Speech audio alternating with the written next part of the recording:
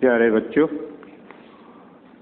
आज हम एकादश कक्षा में हिंदी विषय के काव्यखंड को लेकर कुछ समीक्षा करेंगे। आज का विषय कविवर बिहारी है।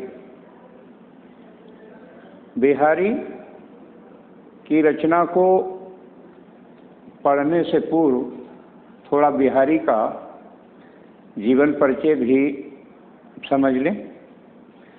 जीवन परिचय के रूप में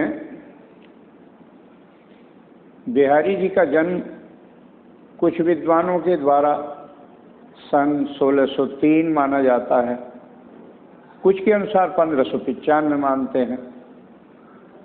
ये मध्य प्रदेश के ग्वालियर के पास बसवा गोविंदपुर गांव में जन्मे। उसके बाद ये परिवार सहित ओरछा चले गए। वहीं पर इनकी शिक्षा दीक्षा हुई और ये अपना अध्ययन करते करते इनके गुरु केशवदास जी थे, उनसे इन्होंने शिक्षा ग्रहण की। अब्दुल रहीम खान खाना से भी इनका संपर्क हुआ और ये राजा जय सिंह से मिले। इनकी काव्य कुशलता और ज्ञान को देखकर उन्होंने इनको अपने राज्य में दरबारी कवि रख लिया था और ये अपने दोहों की रचना करते थे तथा उन्हीं से अपना भरण पोषण भी चलाया करते थे। किंवदंती ये भी है कि ये अपनी ससुराल में रहते थे और श्लोक दोहे लिख कर के बेचा करते थे। इनके दोहे की गुणवत्ता को देख कर के ही राज दरबार में इनको बुलाया गया और इनकी ज्ञान गरिमा को निहारते हुए ही राजा जय सिंह ने इन्हें अपने परिवार में उसमें दरबार में रखा। एक बार जब राजा जय सिंह की शादी हुई तो यह अपनी नवविवाहिता आनंद कुमारी के साथ रंगरेलियां मनाने लगे और राज दरबार में नहीं गए। इस विषय से विशेष चिंतित होते हुए बिहारी ने एक दोहा लिख करके राजा के पास भिजवा दिया। ये दोहा अन्योक्ति रूप में था। दोहा इस प्रकार था: नहीं पराग नहीं मधुर मधु नहीं विकास ही काल, अली कली ही शोविदो आगे कौन हवाल। भावार्थ में ये कि हे राजन, अभी तो कुछ भी नहीं है, जब अभी ये हाल है तो आगे क्या होगा। तो इस भाव को देखते राजा तुरंत अपने दरबार में उपस्थित हो गए और उन्होंने बिहारी के समक्ष अपनी गलती को स्वीकारा। तो जहाँ एक ओर इन्होंने अपनी कविता के लिए समाज को अपनी ओर आकर्षित करने का काम किया, वहीं एक राजकाज को भी चलाने के लिए इन्होंने अपनी सूझबूझ दिखाई। इसीलिए इनकी कविता भक्ति रूप में भी है, श्रृंगारिकता रूप भी लिए है, सामाजिकता रूप भी लिए हुए है। उसमें गणित, उसमें पर्यावरण, उसमें वेद आयुर्वेद सभी का मिश्रण है, स्थान है और सबके लिए जगह है। इनकी पुस्तक का नाम सतसई है। केवल एक ही रचना इन्होंने की है। इस सतसई रचना में 700 दोहे लिखे हैं। सारे के सारे दोहे एक ही छंद, दोहा छंद में लिखे गए हैं। समस्त रस और अलंकार, किंतु सबसे अधिक जो जोर इन्होंने दिया है वो श्रृंगार रस पर दिया है। क्यों? क्योंकि ये रीतिकालीन कवि थे और रीति काल में श्रृंगारिकता पर अधिक बल दिया गया था, इसीलिए इनके काव्य में भी श्रृंगार रस के दर्शन अधिक होते हैं। ब्रज इनकी भाषा है और इन्होंने नायिका भेद के जितने भेद हो सकते हैं उनको किया है। हमारे कक्षा 11 के पाठ्यक्रम में नीति और श्रृंगार, इस भक्ति और श्रृंगार इस नाम से जो दिया हुआ है उसी पर कुछ दोहे अंकित हैं, उन्हीं की हम चर्चा करेंगे। बिहारी के संबंध में ये कहा जाता है कि बिहारी लाल जी बहुत थोड़े लिखे को इतना गंभीर विषय बना देते थे कि उसको समझना कठिन काम होता था, इसीलिए इनके विषय में कहा गया है, सतसैया के दोहरे ज्यों नाविक के तीर, देखन में छोटे लगें घाव करें गंभीर। अर्थात इनका छोटा सा दोहा बहुत बड़े भाव लिए होता है, उसको समझने के लिए बहुत बड़ी बुद्धिमत्ता होनी चाहिए, इसीलिए इनके दोहे बहुत प्रसिद्ध हैं। और इन्होंने जो सतसई लिखी है उस सतसई में इसी प्रकार एक से एक दोहा अनोखा प्रतीत होता है। इनकी प्रतिभा यही थी कि ये समाज, राज और काव्य सब पर बराबर अपनी दृष्टि रखते थे और जीवन में इनके कोई संतान नहीं थी। इन्होंने निरंजन नाम का अपना भतीजा एक रख लिया था और इनके कोई संतान, तो बिहारी के कोई संतान नहीं थी, केवल इन्होंने अपने भतीजे निरंजन को गोद लिया था, वही एकमात्र इनके में था। ये अधिकतर जब तक रहे इनकी जो है राज दरबार में स्थिति सही रही, लेकिन अंत में ये एकांतवासी भी हो गए। इनकी रचना के विषय में अगर देखा जाए, जैसा कि हमारे पाठ्यक्रम में भक्ति और श्रृंगार है, तो भक्ति का एक दोहा है, करो कुबत जग कुटिलता तजो न दीन दयाल, दुखी होगे सरल ये बशत्र भंगी लाल। ये कितने अपने प्रभु के संदर्भ में कहते हैं। अपने को बिहारी ये कहते कहते, हे प्रभु आप मुझे, समाज मुझे ये कहता है कि अपनी कुटिलता छोड़ दो, मैं कुटिलता कैसे छोड़ दूँ? ये प्रभु से हाथ जोड़कर प्रार्थना करते हैं कि अगर मैं अपनी कुटिलता छोड़ दूं तो हे प्रभु आप मेरे में कैसे समा सकते हो, मुझे अपना ज्ञान कैसे दे सकते हो? क्योंकि हे प्रभु आप तो 3 जगह से तिरछे दिखाई देते हैं, इसीलिए तो आप त्रिभंगी लाल कहलाते हो। जब आप 3 जगह से विकृत हैं तो अगर मैं सीधा हो भी गया तो मुझ जैसे सरल हृदय में आप कैसे समा सकते हो?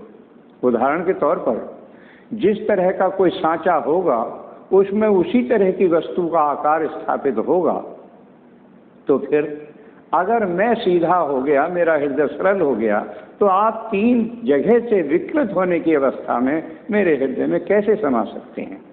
कहने का भाव, कवि ने अपने प्रभु को बिल्कुल उसी दशा में, उसी स्थिति में ढालने का प्रयास किया है जैसे प्रभु हैं। इसी दीन वत्सलता के कारण वह प्रभु अपने भक्त को बहुत भाते हैं। करो कुबत, कुटिलता, इसमें कै वर्ण की आवृत्ति बार बार होने से अनुप्रास अलंकार है। इसी तरह से होगे और ही है, में भी है वर्ण की आवृत्ति है, इसलिए अनुप्रास अलंकार है। वैसे इन्होंने ज़्यादातर इनके दोहों में अनुप्रास अलंकार की छटा देखने को ज़्यादा मिलती है। यदि इनके श्रृंगार रस की ओर जाया जाए, इस पक्ष को देखा जाए, क्योंकि इन्होंने श्रृंगार रस पर ही अपनी कविता का ध्यान अधिक किया है, तो एक दोहा है, बतरस लालच लाल की मुरली धरी लुकाए, सौह करें भौहन हंसे देन कहें नच जाए।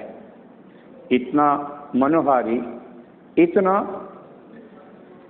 चित्रकारिता इस दोहे में भरी है। राधा जो कृष्ण से कुछ ना कुछ बात करने के लालच में वो ये प्रयास करती है कि कृष्ण से मैं कैसे बात करूं। बात करने का कोई बहाना, कोई माध्यम चाहिए। जब कोई उनको कुछ नजर नहीं आता तो वो कृष्ण की मुरली को चुरा करके कहीं छिपा देती है। चोरी करना लक्ष्य नहीं है, कृष्ण से बात करना लक्ष्य है उनका, इसलिए वो मुरली को छुपा कर रख देती है। अब तो बतरस लालच लाल की, जब उसने मुरली को छुपा करके रख दिया है तो यहाँ से बात शुरू होना निश्चित है। कृष्ण ने पूछा, मेरी मुरली कहाँ है, किसने चुराई है? तो बात शुरू हो गई।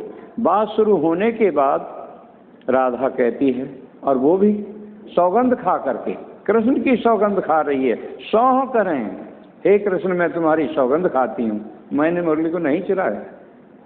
किंतु ये जिह्वा जिसको हमने आदेश दिया था वो भले ही मौन हो जाए, लेकिन हमारी यानी उस राधा की भौएं हंसने लगती हैं, जो इस बात का सूचक होता है कि चोरी इसी ने की है। तो सौह करें, सौगंध तो खा रहे हैं, लेकिन भौं हंसे। जब भौएं हंसती हैं तो ये सबूत हो मिल गया, ये बात पक्की हो गई कि ये मुरली राधा ने ही चुराई है। लेकिन अब जब बात पक्की हो गई, मुरली राधा ने ही चुराई है, तो दे दो, लेकिन देन कहे नट जा। राधा देने से नकार जाती है और उसको नहीं देती है। इस प्रकार जो उसका लक्ष्य है बात करना, वो पूरा हो जाता है और बात करते हैं। इसमें भी अनुप्रास अलंकार की छटा है। इतना ही नहीं, इस श्रृंगार रस को तो बिहारी ने ऐसे चरम पर पहुंचाया कि उसका वर्णन करते करते कभी थके नहीं। एक दोहे में श्रृंगार रस में बिहारी ने इस प्रकार लिखा है, द्रग उर्झत टूटत कुटुंब जुरत चतुर्चित प्रीत, परत गांठ दुर्जन ही है दई नई यह रीत। बिहारी ने वास्तव में ऐसी कलाकारी के साथ, परख के साथ, ज्ञान गरिमा के साथ वर्णन किया है जैसे उसका पूर्ण जानकार हो। कहते हैं द्रग उर्झत, जब कभी नायक नायिका, प्रेमी प्रेमिका आपस में मिलते हैं तो उनके द्रग उर्झत, नेत्र उलझते हैं, नेत्र लड़ते हैं, नेत्र मिलते हैं, नेत्र बोलते हैं। लेकिन बिहारी ने इस रूप को दूसरे अर्थ में इस प्रकार से भी लिया है, जब नेत्र लड़ते हैं, नेत्र पाप कर रहे हैं, नेत्र को दंड मिलना चाहिए, लेकिन समाज की देखिए क्या नीति है, नेत्रों को कोई दंड नहीं मिलता है। टूटत कुटुंब, भले कुटुंब टूटता है। वो लड़की जिस परिवार की होती है उससे वो परिवार टूट जाता है, अर्थात सजा किसको मिलती है? परिवार को। और नेत्र को कुछ नहीं मिला, सजा मिली परिवार को। जुड़त चतुर चित प्रीत। जुड़ते कौन है? जुड़ अलग रहे हैं, दो चित्त मिल रहे हैं, दो हृदय, दो मन एक हो रहे हैं, उनमें ही वो प्रेम पैदा हो रहा है। लेकिन अब जब उनमें प्रेम पैदा हो रहा है, परिवर्तन उनमें होना चाहिए, नहीं। कभी कहते हैं परत गांठ दुर्जन ही है। अरे दुष्टों के मन में गांठें पड़ती हैं, कौन है, क्या है, कैसे है, आदि आदि प्रश्न होकर के दुष्ट लोग जो हैं अपने हृदय में इस प्रकार के प्रश्न खड़ा किया करते हैं, तो गांठें उनके हृदय में पड़ती हैं। और कहते हैं इसी आधार पर कि दई नई यह रीत, ये समाज की कैसी रीत है। अर्थात जो करता है उसको दंड नहीं मिलता, जिसको दंड नहीं मिलता वो अलग रहता है। सब दूर दूर हैं, अलग अलग हैं। इसीलिए ये समाज की एक आप अलग प्रकार की नीति है। तो इस पर भी जो है बिहारी ने बहुत ज्ञान को परख कर तब इन बच्चों ने अपने काव्य की रचना की। इतना ही नहीं, वो